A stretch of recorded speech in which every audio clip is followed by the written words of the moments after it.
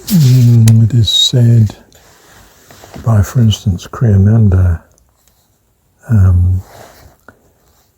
on page 386 of his New Path, in cosmic fact, our egos are nothing but vortices of conscious energy that within the vast ocean of consciousness take on the appearance of having a separate reality of their own, like the eddies of water in a brook.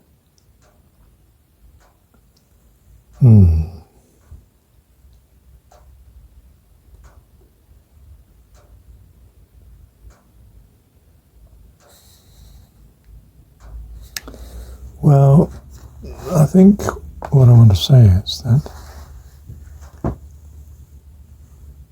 God may have complete consciousness of all things, and therefore he might know that, well, I mean, obviously does know that we are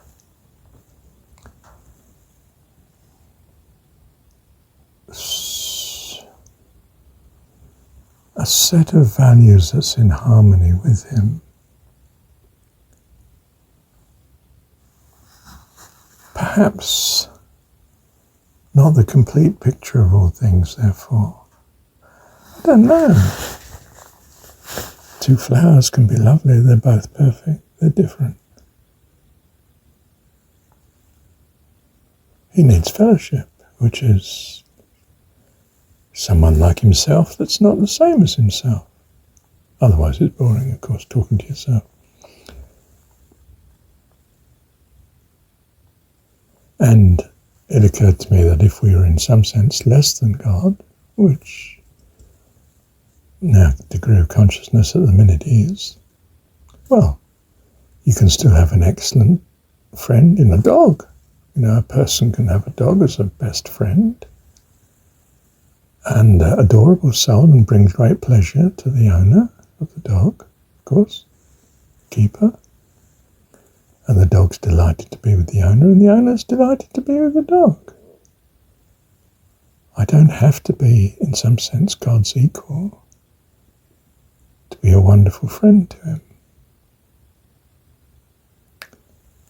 He may want me to be equal so that I enjoy what he enjoys. Well, I'm sure he's able to do it then, and have me different to him, yes. There are many, many perfections, completenesses,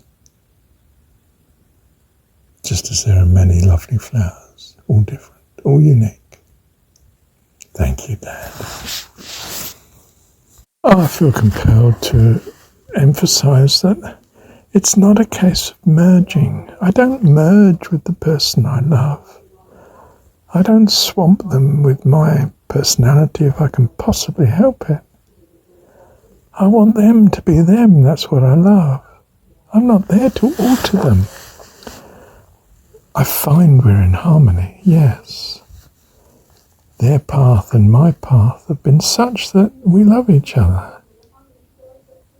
Not that we're the same. Goodness, we don't look the same, we don't think the same, we haven't got the same background and thoughts. But there is a harmony, and there's well, anything but the same, perhaps it's a complementarity. I am more complete by your loveliness, and hope to God that mine helps you to be more complete too. It's what fellowship is. I'm not out to just be some eternal bliss experience. I value friendship more than that.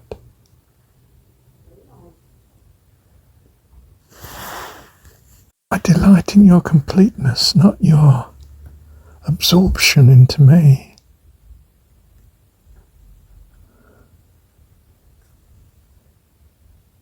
The garden is beautiful with 1 trillion flowers, all different, all unique. All a joy in their own way, and all a loveliness. Each one a different experience, and each combination of each is yet another different experience. It's like the notion that there's only one perfect. What absolute nonsense. There's all sorts of harmonies and beauties out there.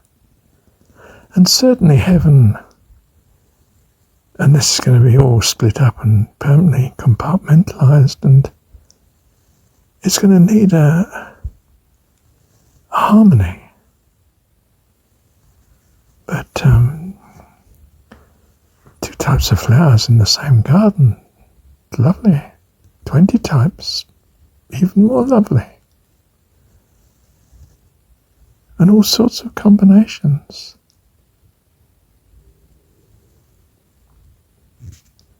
Do you see life is abundant, not singular?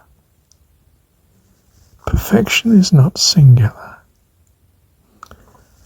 Life is not only life at some certain combination of elements or activities, or life is ever abundant, ever changing, ever wonderful. It was wonderful yesterday and it'll be wonderful tomorrow, and different.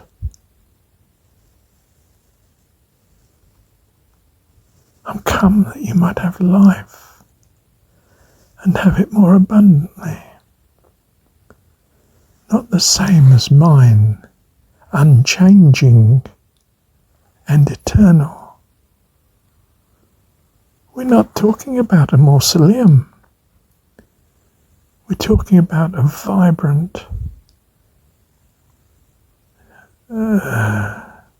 planet like the Earth, magnificently varied and beautiful, and many ways of being beautiful, and changing all the time, changing.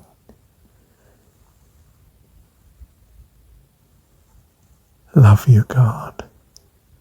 I'm not come to be absorbed. I don't want you to lose your friend. I'm not here for fun. I'm here for the sheer love of your company and the experience of you and all that you love, which I take to be all that you've made, and that you've made all, and that you love all.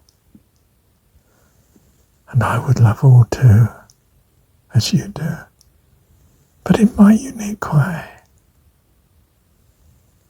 May it be a harmony and a joy to you, Lord, and to us all. May we all be an absolute joy to us all, by your grace and your endless loveliness, Lord. Love you, Dad. Thank you, Dad. So I am come that you might have life and have it more abundantly. Life eternal. Thank you, Dad.